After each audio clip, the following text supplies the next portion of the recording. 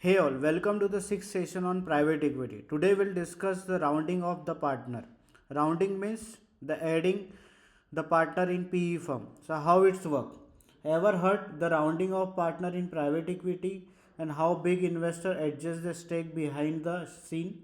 Let's say a new investor want in and at the existing want to top up their investment.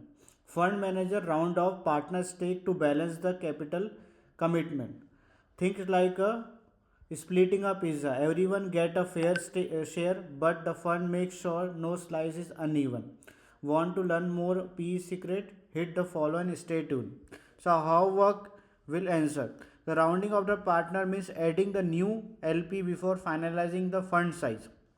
Wise matter ensure enough committed capital for the fund.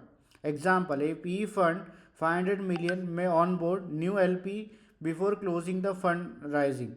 More LP, bigger deal will be achieved and more profit will be achieved. So that's why before the fund get finalized, before the fundraising get closed, if new partner is adding, the fund size or the partnership will be equally distributed among the partner, and then the fund will invest according to this project what is decided. Thank you so much for watching. Stay tuned with more part on the private equity. Thank you so much for watching.